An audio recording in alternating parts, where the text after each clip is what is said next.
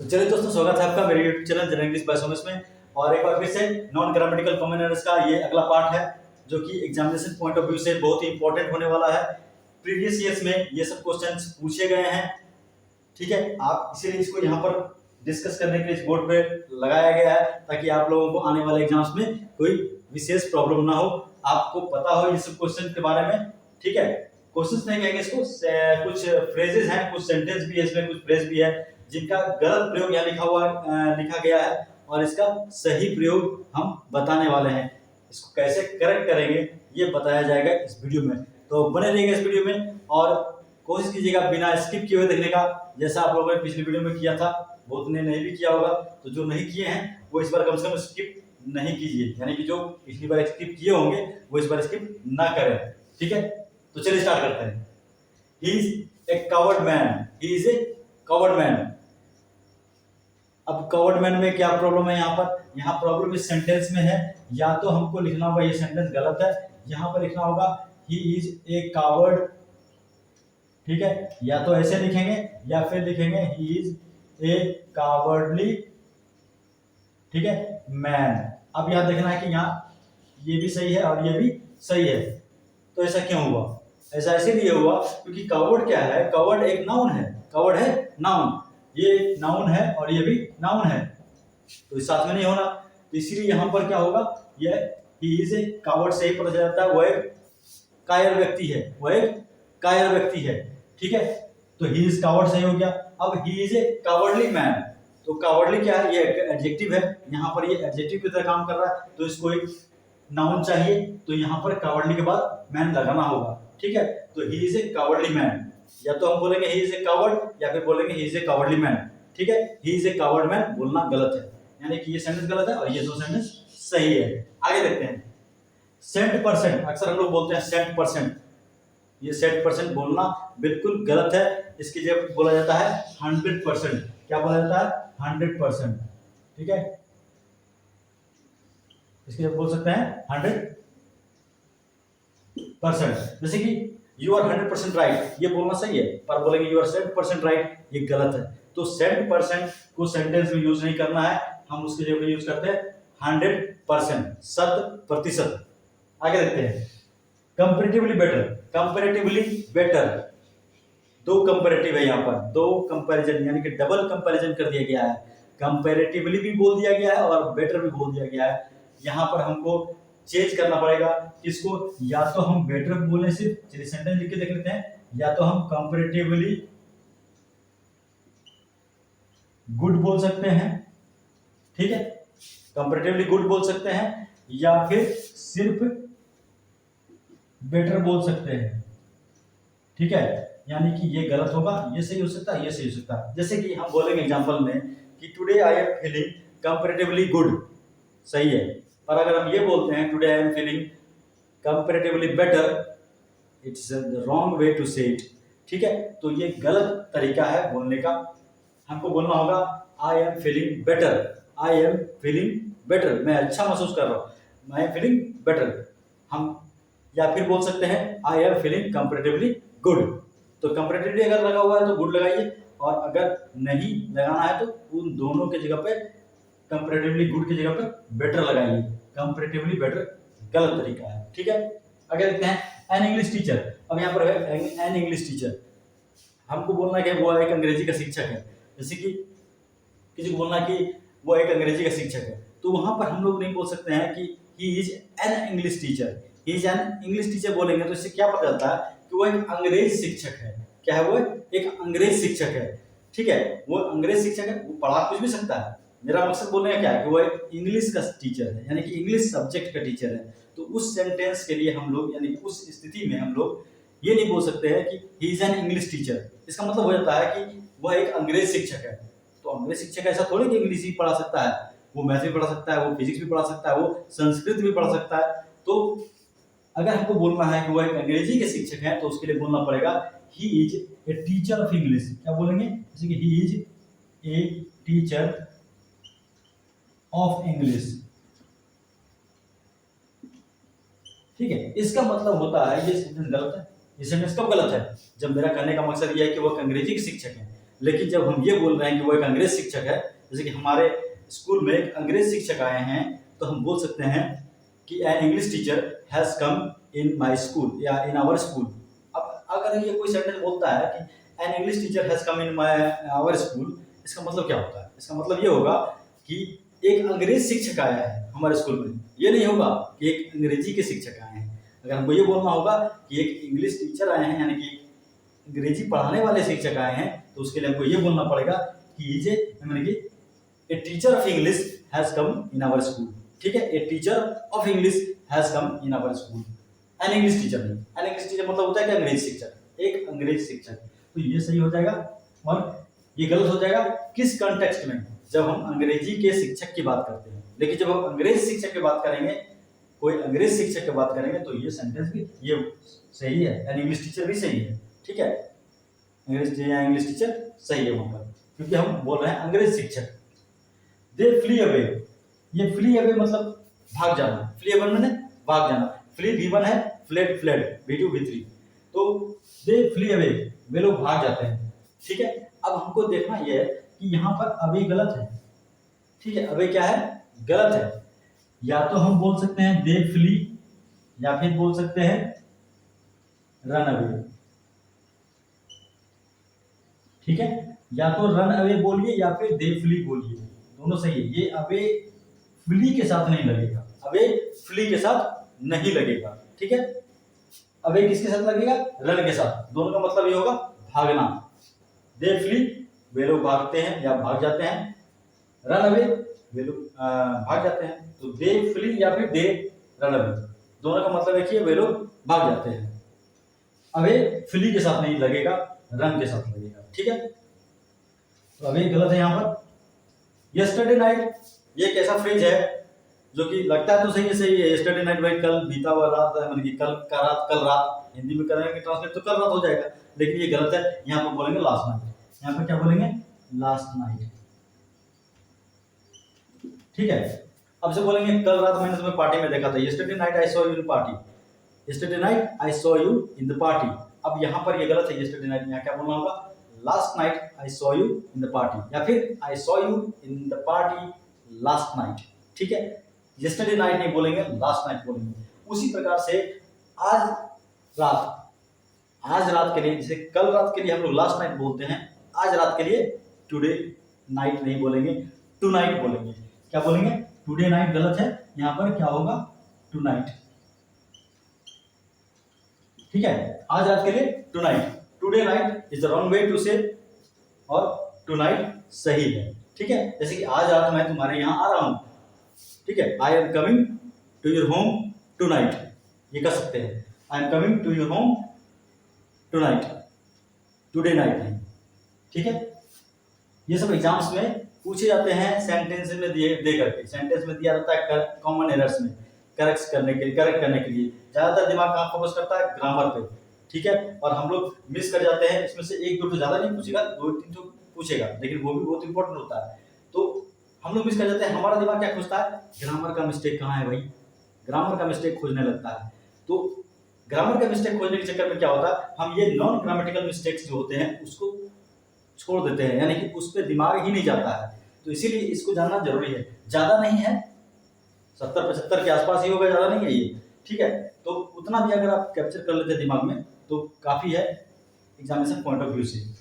ठीक है, आगे देखते हैं। Throughout the whole year, throughout the whole year. अब यहाँ पर भी प्रॉब्लम है, throughout the whole year, throughout भी बोल रहे हैं और होल ईयर भी बोल रहे हैं, दोनों किस हो सकता है? तो या तो हम बोले थ्रू आउट द ईयर, ठीक है, या तो हम बोल सकते हैं थ्रू आउट द ईयर, या फिर बोल सकते हैं द होल ईयर, या फिर द होल ईयर। ये भी सही है, ये भी सही, ये गलत है। तो यानी कि throughout the whole year गलत है, या तो बोलिए थ्रू आउट द ईयर या फिर बोलिए द होल ईयर। ठीक है, जैसे कि उसने पूरे साल मेहनत किया, उसने पूरे साल मेहनत किया, तो he laboured throughout the year, he laboured throughout the year बोल सकते हैं, सही है। He laboured the whole year, पूरे साल मेहनत किया। ठीक है, दोनों ही सही हो जाएगा। लेकिन अगर बोलते हैं कि he laboured hard throughout the whole year, ये गलत है। ठीक है, पासिंग मार्क्स पासिंग मार्क्स नाम का कोई फ्रेज नहीं होता है, यहाँ पर पास मार्क्स बोलते हैं। क्या बोलते हैं? Pass marks. ये गलत है, पास मार्क्स। पासिंग मार्क्स नहीं होता है। पासिंग मार्क्स बोलना हम लोग बोल देते हैं, पर वो रॉन्ग वे है, एग्जामिनेशन में वो गलत हो जाएगा। ठीक है, शट द टेप, नल को बंद करो, शट द टेप। इसके लिए यूज करते हैं टर्न ऑफ द टेप। क्या करते हैं? Turn off the tape. क्या कर सकते हैं? टर्न ऑफ द टेप, नल को खोलो, टर्न ऑन द टेप। ठीक है, तो टर्न ऑफ और टर्न ऑन यूज करते हैं टेप को खोलने या बंद करने के लिए। शट द विंडो होता है, शट द डोर होता है। ठीक है, खिड़की बंद करो, दरवाजा बंद करो, इसके लिए यूज कर सकते हैं शट। ठीक है, शट द डोर। लेकिन नल खोलने के लिए टर्न ऑफ या टर्न ऑन का यूज करेंगे, यानी कि टर्न ऑन खोलने के लिए और टर्न ऑफ बंद करने के लिए। He is a luxuriant man. यहाँ पर इंपॉर्टेंट नोटिस करने वाली बात है, लग्जूरियंट और लग्जूरियस। लग्जूरियंट और लग्जूरियस दो बहुत इंपॉर्टेंट चीज है। ठीक है, लग्जूरियंट और लग्जूरियस। अब यहां पर फर्क ये होता है कि इस जगह पर ही इज ए लग्जूरियंट मैन होगा कि लग्जूरियस मैन होगा। तो लग्जूरियंट क्या होता है और लग्जूरियस क्या होता है, इसको समझना बहुत जरूरी है। बहुत ही सिंपल शब्दों में इसको समझने के लिए बस एक ही सेंटेंस याद रखना, बस एक चीज याद रखना आपको कि लग्जूरियंट माने होता है अबंडेंस ग्रोथ, यानी कि फलना फूलना, यानी कि बहुत ही ज्यादा मात्रा में ग्रोथ होना, बहुत ही अधिक मात्रा में उसका ग्रोथ होना, यानी कि बढ़ोतरी होना। ठीक है, तो उसको कहते हैं एबंडेंस ग्रोथ। एबंडेंस ग्रोथ यानी कि प्रचुर मात्रा में ग्रोथ होना, प्रचुर मात्रा में बढ़ोतरी होना, उसके लिए यूज करते हैं लग्जूरियंट। क्या यूज करते हैं? लग्जूरियंट। एग्जांपल देकर समझाएंगे। लग्जूरियस अमीरी, लग्जूरियस किससे संबंधित है? अमीरी से संबंधित है।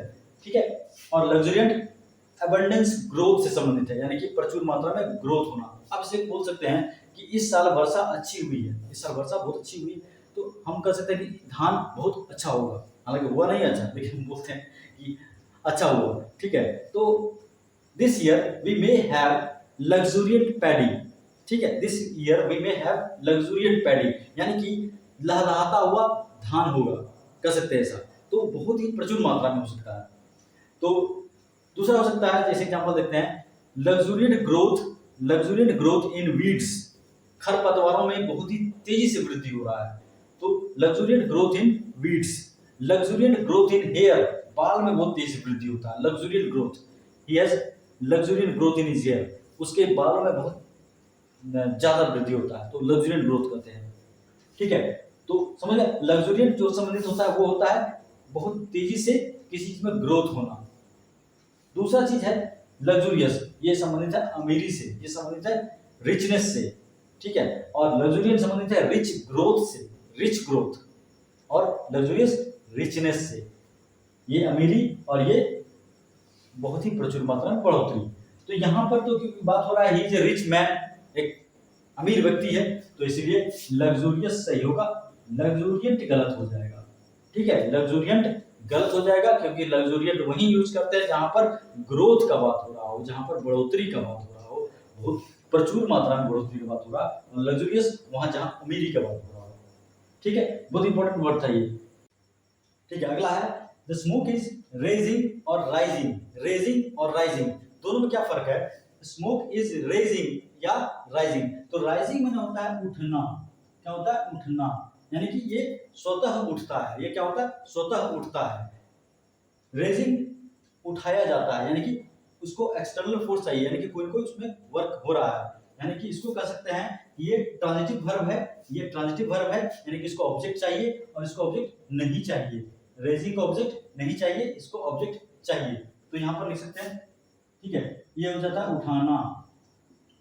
जैसे कि बोल सकते हैं रेज योर हैंड्स, अपने हाथों को उठाओ, रेज योर हैंड्स, तो हाथ उठाया, रेज योर हैंड्स, रेज के बाद आया हाथ, तो ऑब्जेक्ट आया उसके लिए, तो raise your hands, raise your voice, अपने आवाज को उठाओ। ठीक है, if you have to uplift your condition then you will have to raise your voice। अगर तुमको अपनी स्थिति को सुधारना है तो तुमको आवाज उठाना पड़ेगा। तो यहाँ पर उठाना मतलब होता है आपको उठाना पड़ेगा, ये एक ट्रांजिटिव वर्ब है, इसके बाद एक ऑब्जेक्ट चाहिए। ठीक है, यहाँ पर एक कोई चीज, कोई ना कोई एक्सटर्नल फोर्स होता है जो कि उसको उठा रहा होता है। दोनों का मतलब ये होता है ऊपर की ओर जाना, ठीक है। लेकिन इसका मतलब ये जो राइजिंग है, इसका मतलब होता है स्वतः उठना, खुद ब खुद उठना। जैसे कि hot air rises up, hot air rises up, तो उस स्थिति में ये राइज लगेगा, हॉट एयर राइजेज अप, ठीक है। कह सकते हैं water vapour rises up. Water vapour क्या होता है, ऊपर की ओर उठता है, तो वो भी स्वतः उठता है, यहाँ भी राइजेज लगेगा।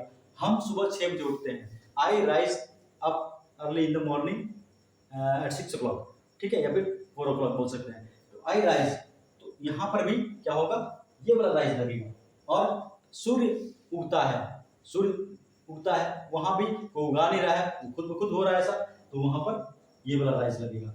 तो जहां पर कोई ना कोई एक्सटर्नल फोर्स लग करके कोई वर्क को कोई कर रहा है, कोई दूसरा उठा रहा है, तो उस स्थिति में ये वाला राइज लगेगा। और ये स्वतः हो रहा है तो ये वाला राइज लगेगा। अब आप समझ जाइए कि स्मोक क्या होगा, स्मोक तो स्वतः होता है, स्मोक को तो कोई उठा नहीं रहा है, तो यहाँ पर स्मोक में ये सही हो जाएगा, ये गलत हो जाएगा, ठीक है। तो स्मोक इज राइजिंग हो जाएगा, यानी कि वो स्वतः उठ रहा है, ये वाला राइजिंग गलत हो जाएगा, क्योंकि यहाँ पर उठाया जाना चाहिए, कोई कोई उठाएगा। अब बोलेंगे राइज योर हैंड्स, तो राइज योर हैंड्स में गलत है, राइज बोलना ही गलत है, पहले वहां रेज योर हैंड्स होगा, तो यहाँ क्या हो जाएगा, रेज योर हैंड्स में ये वाला लगेगा, ठीक है, ये नहीं लगेगा। रेज योर वॉइस में ये वाला लगेगा, ये नहीं लगेगा, ठीक है। तो इस तरह से हम लोग रेज और राइज में फर्क को समझे, ठीक है। तो यहाँ देखिए 13 नंबर में रिकॉल है, रिपीट है, रिसीड है, रिबॉर्न है, रिब्यूल्ड है, रिटर्न है। तो जितने भी वर्ब है, शॉर्ट में समझाएंगे इसको, कि जितने भी वर्ब है जिसमें री लगा हुआ है, उसमें बैक या अगेन दोबारा नहीं लगाना है, ठीक है। अगर री लग गया तो उसका मतलब ये होता है दोबारा। तो हम जहां भी जितना भी recall, repeat, reseed, reborn, rebuild, return, reimburse, rewrite, recall, इसमें दोबारा बैक या अगेन का यूज नहीं किया जाता है, ठीक है। तो यहाँ पर इसलिए इस अगेन, यहाँ पर जितने भी अगेन वाला है, अगेन हो गया, ये भी बैक, इस सब का प्रयोग नहीं करेंगे, ठीक है। सिर्फ यही होगा सही, सिर्फ यही सब का। तो एग्जाम्स में ये पूछे जाते हैं, इसलिए इसको एक जगह लिखा गया है, ठीक है। ये सब क्वेश्चंस पिछले साल लिखेंगे, प्रीवियस ईयर्स में पूछे गए हैं। प्रीवियस ईयर्स एसएससी के एमटीएस हो, चाहे एसएससी सीजीएल हो, चाहे एसएससी सीएचएसएल हो, उसमें ये सब क्वेश्चन आया हुआ है, इसीलिए इसको यहाँ पर रखा गया है, ठीक है। तो आपको याद रहेगा, एक ही जगह रहेगा। तो अगर दोबारा कभी मिलता है इसमें बैक लगा हुआ या अगेन लगा हुआ, तो इसको नहीं, वो मिस्टेक हो जाएगा, वहां पर वो गलत कहलाएगा, ठीक है। उम्मीद है वीडियो पसंद आया होगा। तो यदि आया हो तो लाइक कीजिए, शेयर कीजिए, कमेंट कीजिए और सब्सक्राइब कीजिए, ताकि इसी तरह का वीडियो हम आगे आप लोगों के लिए ला सकें और आप लोगों के एग्जाम्स में बेनिफिट हो सके। जितना ज़्यादा आपका सब्सक्रिप्शन मिलेगा, आपका लाइक्स मिलेगा, आपका कमेंट्स मिलेगा, उतना ही ज़्यादा आदमी इंस्पायर होगा, उतना ही ज़्यादा हम इंस्पायर होंगे आप लोगों के लिए नया नया और बेटर तरीके से ज़्यादा रिसर्च करके और ज़्यादा अच्छे तरीके से अच्छा वीडियो प्रेजेंट करें हम, ताकि आपको एग्जाम्स में फ़ायदा हो, ठीक है। तो मिलते हैं अगले वीडियो में, अगले और भी कुछ ग्रामेटिकल एरर्स को लेकर के, नॉन ग्रामेटिकल एरर्स को लेकर के, ठीक है।